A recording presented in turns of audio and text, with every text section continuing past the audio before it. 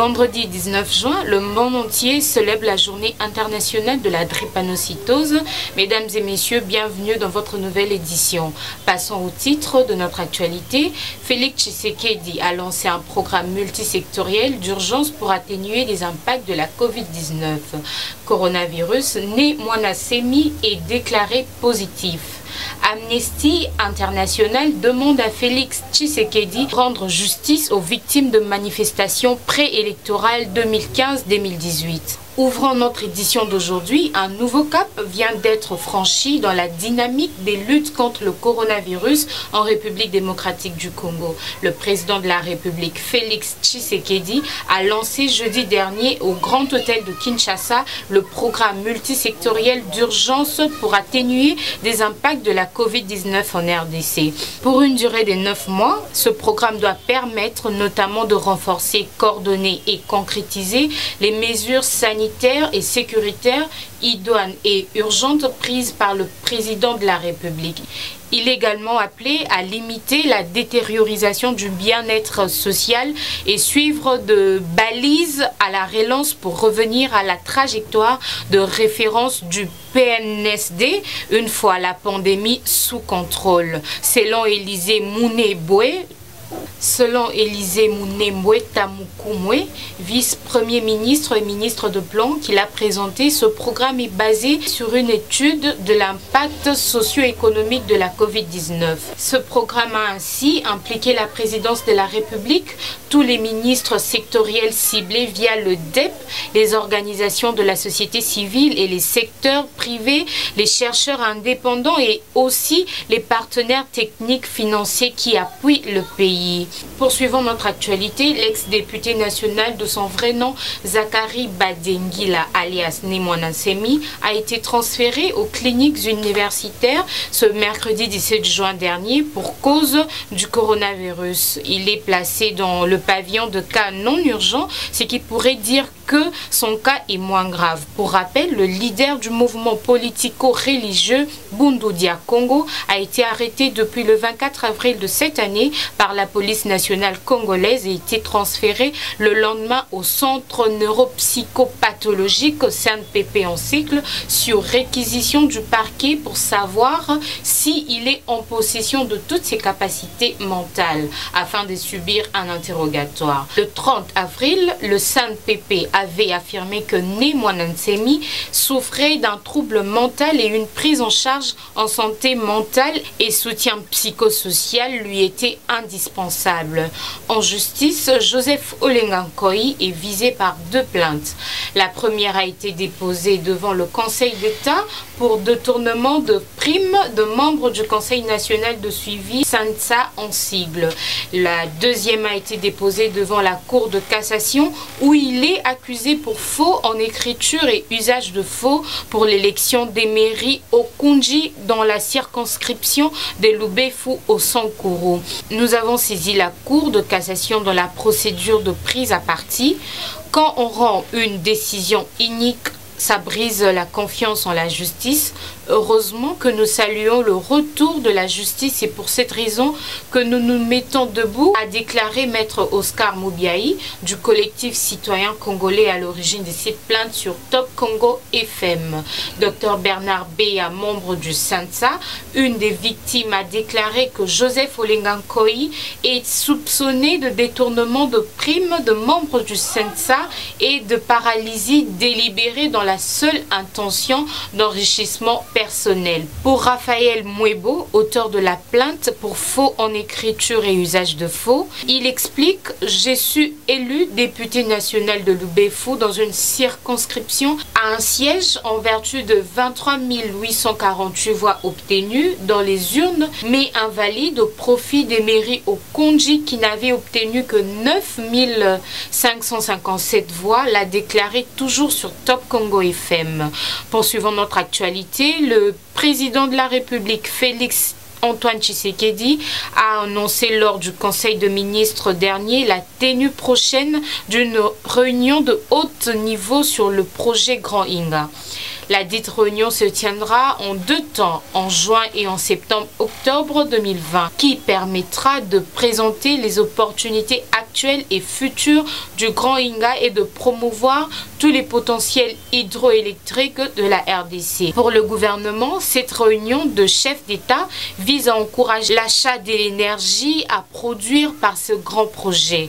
Le coût total pour réaliser la construction de Inga 3 est estimé à 14 milliards de dollars. Le projet devrait générer 25 000 emplois, dont 10 000 postes permanents, mais la date du début effectif de travaux n'a pas encore été annoncée. Changeons de chapitre à présent, la RDC n'a pas encore permis l'expérimentation d'un vaccin sur le territoire national, affirme le ministre de Santé, Dr Iteni Longondo. C'est jeudi 18 juin à Goma où il séjourne.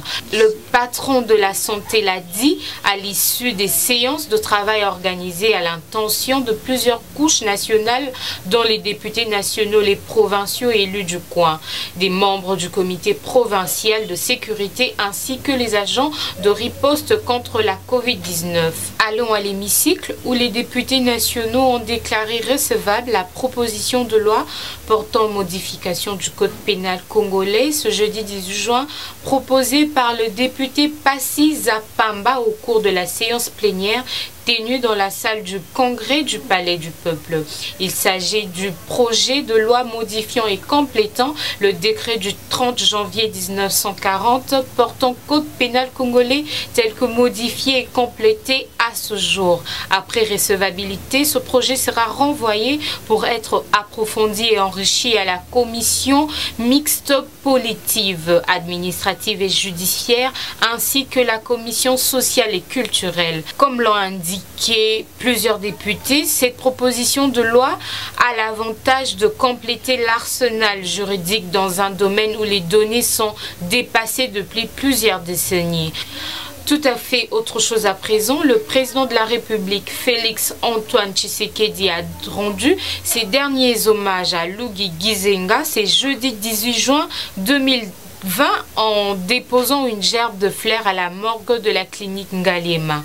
Avant le départ pour l'enterrement, le président de la République s'est incliné à adresser quelques mots de réconfort à l'endroit de membres de la famille biologique du défunt. Né le 21 septembre à Kinshasa, le secrétaire du parti lumumbiste unifié PALU en sigle, cher à feu Antoine Gizenga, est décédé le 1er juin à l'âge de 55 ans, laissant ainsi derrière lui des charges tant familiales que politiques.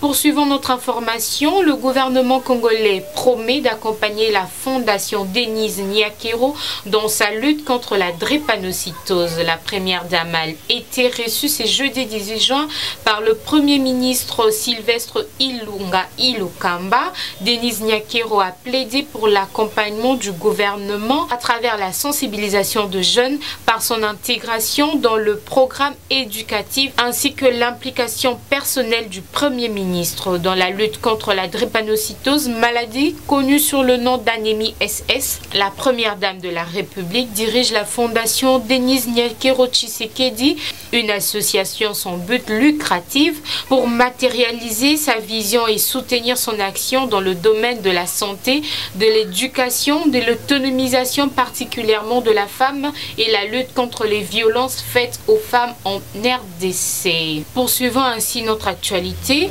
l'Amnesty International affirme que le président de la République démocratique du Congo, Félix Tshisekedi, a renié les promesses faites lors de son investiture de renforcer l'état de droit, de lutter contre l'impunité et de garantir la justice, laissant dans le désespoir de centaines de familles dont de membres ont été tués lors de la crise préélectorale qu'a connue le pays. À en croire ce rapport jusqu'à ce jour, il n'y a pas de justice pour les victimes de la répression de 2015-2018. L'ONG de défense des droits de l'homme rappelle que 9 mois après son investiture, le président de la République avait déclaré qu'il ne voulait pas fouiner dans le passé. Cependant, l'ONG déplore le fait qu'il n'a rien fait pour mener les enquêtes sur les personnes tuées lors de manifestations survenues entre 2015 et 2018.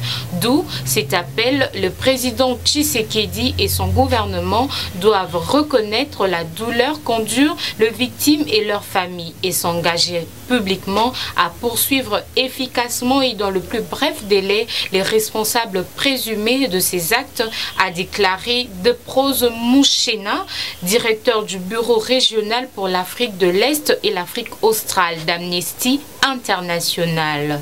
Procès son jour dans une lettre adressée au greffier du tribunal de Kinshasa-Gombe. La Cour constitutionnelle demande toute affaire cessante la transmission du dossier judiciaire de Vital Kamerhe conformément à l'article 162 de la Constitution. À quelques jours du verdict par le tribunal de grandes instances de Kinshasa-Gombe, les avocats conseils de Vital Kamerhe ont déposé auprès de la dite cour une exception d'inconstitutionnalité soulevée dans la cause sous RP 26 931 pendante devant ces tribunaux. Dans leur requête, les avocats de Vital Kamerhe reviennent en substance que depuis l'audience tenue le 11 juin 2020 où l'exception d'inconstitutionnalité a été soulevée, jusqu'à ce jour, le prévenu n'a reçu aucune décision de surséance et de renvoi du dossier et de partie devant la Cour constitutionnelle. Se basant sur l'article 65 du règlement intérieur de la Cour constitutionnelle de 2018, ces avocats demandent une injonction à destination du chef et du greffier divisionnaire du tribunal des grandes instances de Kinshasa-Gombe. Comme ils ont déjà eu affaire dans un passé récent, les invitant à communiquer la cause RP 26 931 en l'état et renvoyer les parties devant la Cour constitutionnelle. Vital Kamerhe et ses co-accusés sont poursuivis pour détournement de deniers publics, corruption et blanchiment des capitaux dans le procès sur la gestion de fonds alloués au programme d'urgence de 100 jours. Ils connaîtront leur sort ce 20 juin 2020 devant le tribunal des grandes instances de Kinshasa-Gombe, siégeant en audience foraine à la prison de Makala. Chutons au sport, Liga, le Real de Madrid a battu Eibar un score de 3-1. La victoire méritée du Real de Madrid face à Eibar n'a pas fait que des erreurs du côté de Madrid. Plusieurs cadres de Zidane ont laissé de plume au cours de la rencontre. Pour son premier match post-confinement, le Real de Madrid n'a pas raté le coach. Opposé à Eibar ce jeudi 18 juin au stade Alfredo Di Stefano, quasi désert en raison de mesures sanitaires, les merengues se sont facilement imposés sur le score de 3-1. Bien entrés dans la rencontre, les hommes de Zidane n'ont pris qu'une mi-temps pour boucler la partie. Toni Kroos à la 3e minute, Sergio Ramos à la 30e et enfin Marcelo à la 37e minute. Une victoire qui a fait tout de même des blessés en seconde mi-temps.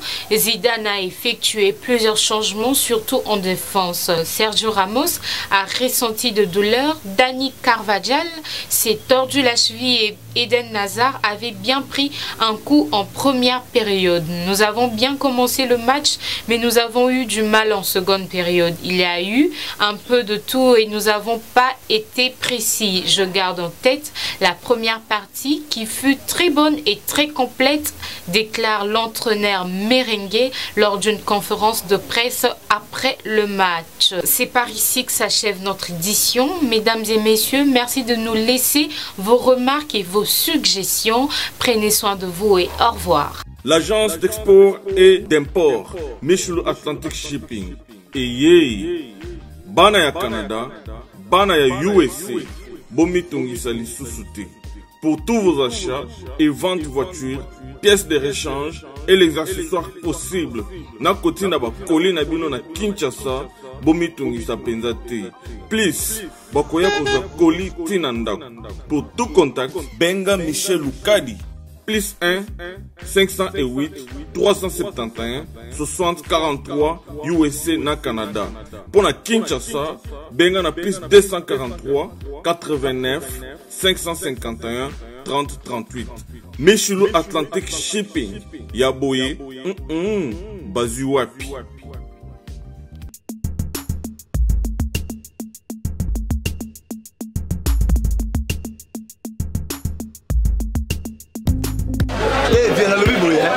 Oza mwana nchangu mwana njini oyebi yango bien ke JBC Service, les agences et moi Njili, moi la Tchangu. Mais aux autres Sazade, au tir à Koli, la chance mon boy. Maintenant tu as Koli mon en 2004, il est en 2019, Koli moi yate. Oh oui, il est ça la même passe. Agence c'est ça moko. On a Tchama Njili na Saint-Thérèse, JB Service, mais on a confirmé ngo. Pour tini 10 Koli, 10 ans c'est commis. Et puis les gens viennent les commenter, mbalamoko. Papa, ni les gens voulaient laisser. Donc c'est aussi le magasin. JB Service, et ça caca on est dit ça c'était.